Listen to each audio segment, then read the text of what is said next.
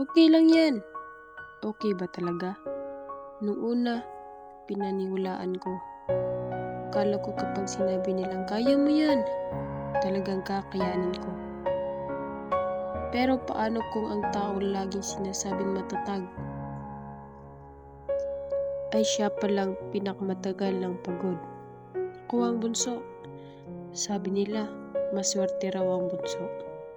Mas inaalagaan, mas minamahal, mas kaunti ang responsibilidad.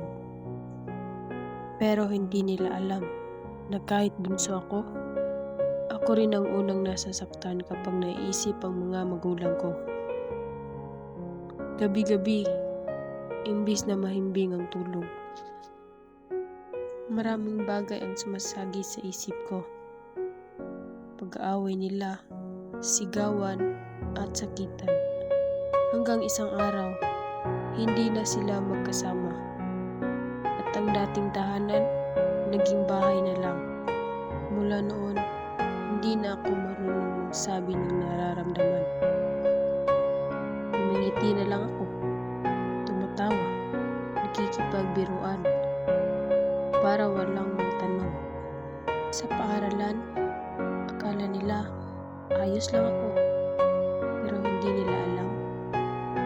Sa bawat pagsusulit, mas iniisip ko kung may pambayad pa ba kami sa susunod na proyekto. Kapag may kontribusyon, tahimik lang akong napapaisip. Kapag may gala, tahimik na lang akong tumatanggi. Hindi dahil ayaw ko, kundi dahil alam kong hindi kaya. Habang ang iba ay iniisip kung anong sapatos ang isusuot. Habang ako, iniisip kung paano pagkakasyahin ang natitirang pera. Unti-unti, nawawala ang dating ako. Hindi na ako makapag-concentrate. Hindi na ako makatulog. Hindi na ako makakain ng maayos. At kahit na napapalibutan ako ng maraming tao, pakiramdam ko, mag-isa lang ako. Alam niyo, may mga sugat na hindi nakikita. May mga taong hindi umiiyak sa harap ninyo. May mga taong palangiti, pero gabi-gabing tahimik na lumuluha. At may mga taong matagal lang sumisigaw, pero sa isip lang nila. Kaya kung may kakilala kang laging nagsasabing, ayos lang ako, huwag agad maniwala. Baka ang gusto lang niyang marinig ay, hindi mo kailangan dalhin lahat ng mag-isa. At kung ikaw naman ang nakararamdam ng matinding pagod, ng lungkot, ng kawalan ng pag-asa, huwag mong kimkimin. Hindi kahinaan ng pag-iyak. Hindi nakakabawas ng tapang ang paghingi ng tulong. Makipag-usap ka sa taong pinagkakatiwalaan mo. Sa magulang, sa kapatid, sa kaibigan, sa guro, o sa isang taong handang makinig.